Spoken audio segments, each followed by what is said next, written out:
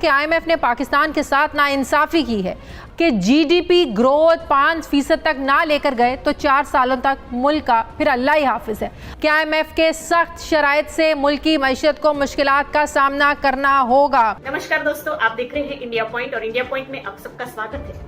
आज पाकिस्तान के इतने बुरे दिन आए हैं कि पाकिस्तान को कोई भी आके बजा के चला जाता है कि इन लोगों की घंटी बजती ही रहती है और इन भिखमंगों की जो इकोनॉमी है वो वर्स्ट स्टेज पे चली गई है, डूब गई है इन लोगों की इकोनॉमी।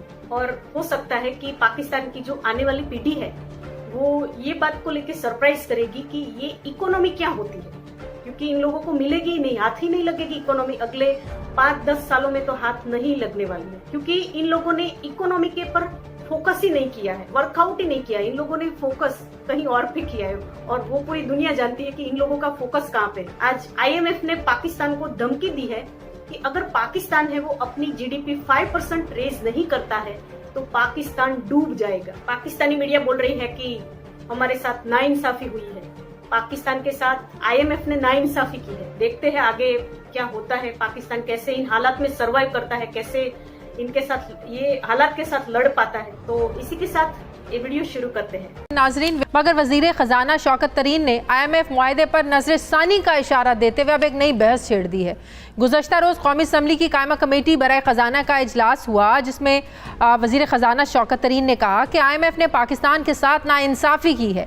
आईएमएफ के साथ बिजली टैरिफ पर बात करना इंतहाई ज़रूरी है। उन्होंने कहा कि आईएमएफ को समझाने की कोशिश कर रहे हैं कि टैरिफ बढ़ाने से महंगाई की शरह में इजाफा होगा, हम गर्दिशी कर्जे कम करेंगे, लेकिन टैरिफ बढ़ाना समझ से बाहर है। वजीर खजाना शौकत तरीन ने मजीद कहा कि जीडीपी ग्रोथ 5% तक ना लेकर गए तो 4 सालों तक मुल्क का फिर अल्लाह ही हाफिज है। आईएमएफ के बेल आउट पैकेज पर मौशी माहिरीन हुकूमत को खबरदार करते रहे हैं कि आईएमएफ के सख्त शराइत से मुल्क की मईशत को मुश्किलात का सामना करना होगा। इसी पर मैं बात करूंगी। मुझे माहिर मौशा डॉक्टर इशफाक हसन साहब ज्वाइन कर रहे हैं। अस्सलाम वालेकुम, बहुत बहुत शुक्रिया डॉक्टर साहब आपका। डॉक्टर साहब, आखिरकार शौकत तरीन साहब वही बातें कर रहे हैं, उन्हीं नाइंसाफियों की बातें कर रहे हैं जो आप आईएमएफ प्रोग्राम में जाने से पहले हमेशा करते रहे हैं। आपने हमेशा मुखालिफत की है कि आईएमएफ के प्रोग्राम में जाने से कोई बेहतरी नहीं आएगी, मईशत का मजीद ही मईशत ख़राब हालत में जाएगी। अब जो बात कर रहे हैं शौकत तरीन साहब के 5% तक ग्रोथ नहीं लेकर गए तो मुल्क का अल्लाह ही हाफिज है।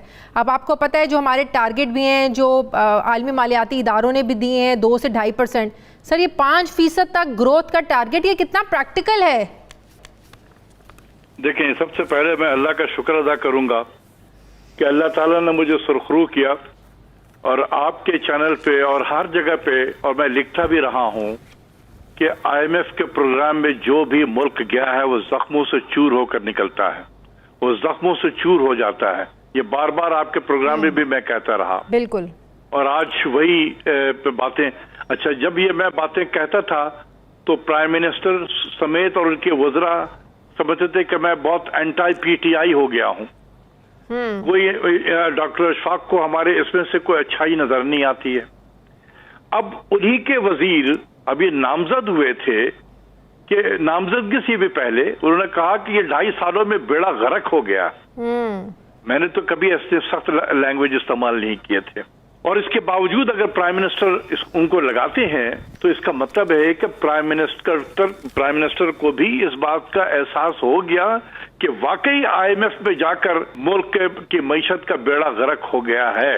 और काश वो ये भी सोच लेते कि डॉक्टर इशफाक मुझे बहुत मना करता रहा कि ना जाए। तो मसला ये है कि आईएमएफ को क्या रियलाइजेशन हो पाएगी कि हमें टैरिफ नहीं बढ़ाना है, महंगाई होगी, लेकिन सर दूसरी तरफ फिस्कल डेफिसिट उनका एक बहुत बड़ा कंसर्न रहता है। वो और इसीलिए कहते हैं कि टैक्स नेट भी बढ़ाएं, जो ये फिस्कल खसारा है ये भी कम हो। फिर गर्दिशी कर्जों को अगर वो कम करने की बात करते हैं तो कहते हैं उसके लिए बिजली की कीमतें बढ़ानी पड़ेंगी।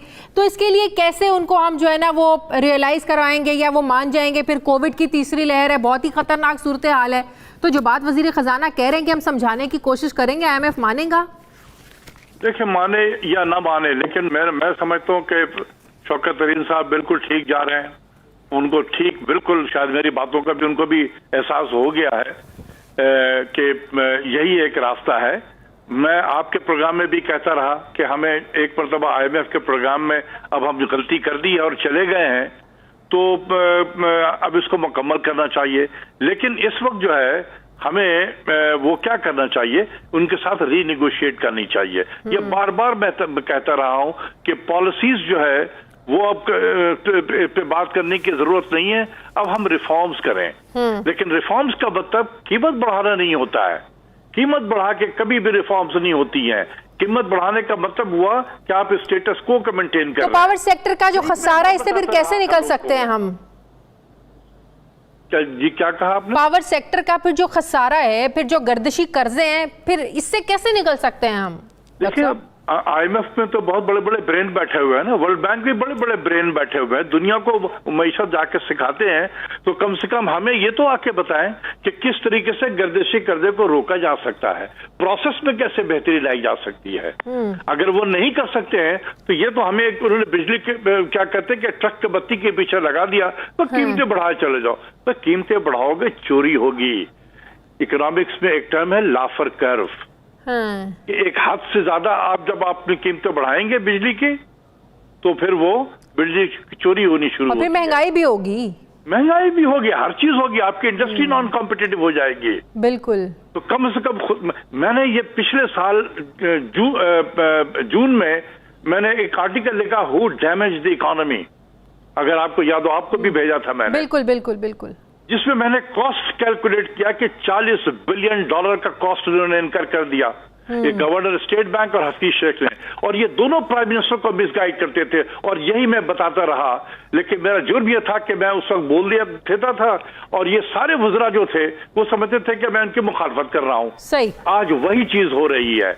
जिनको इन्होंने नामजद किया वजीर खजाना, उसने भरे उसमें कहा कि बेड़ा गर्क हो गया है। चलें, किसी चीज का रियलाइज हो जाना ही काफी होता है। रियलाइजेशन हो जाए तो फिर आप सीधे रास्ते की तरफ चल पड़ते हैं डॉक्टर साहब। अगर चल पड़े मैं तो दुआ करता हूँ कि शौकत तरीन साहब बिल्कुल राइट डायरेक्शन पे जा रहे हैं।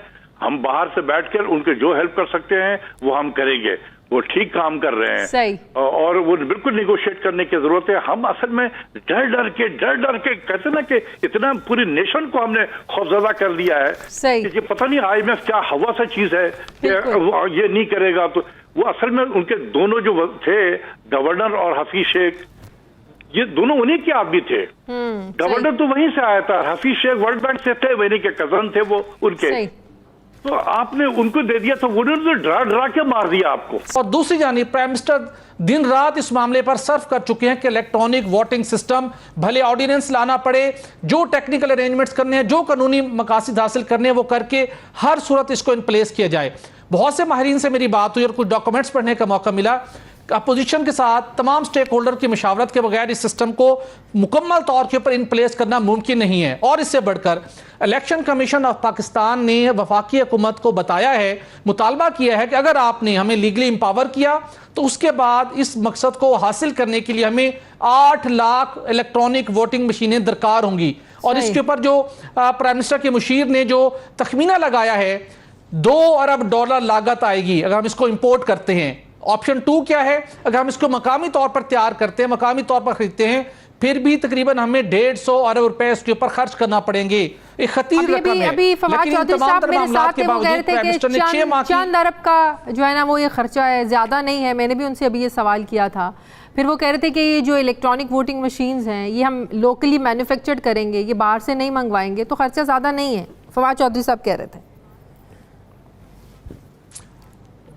देखिए वो जो कह रहे हैं डेफिनेटली उनके पास कोई प्लान होगा। मैं उस चीज़ की हम बात कर रहे हैं जो डॉक्यूमेंट्स के हमारे पास मौजूद हैं, जो वफाकी काबीना को जो ब्रीफिंग दी गई है उसमें यह बताया गया है कि इसके ऊपर इतनी खतीर रकम खर्च होगी। अगर हम बैरून मुल्क से दरामद करते हैं तो जैसे मैंने बताया कि तकरीबन 300 साढ़े 300 अरब से ज़्यादा 300 अरब के लगभग इसके ऊपर पाकिस्तानी रुपयों में खर्च आएगा। और अगर हम मकामी तौर के ऊपर करते हैं तो कहा गया कि 50% हमें सेविंग होगी। उस तनासुब से भी तकरीबन 150 160 रुपए के लगभग इसके ऊपर खर्च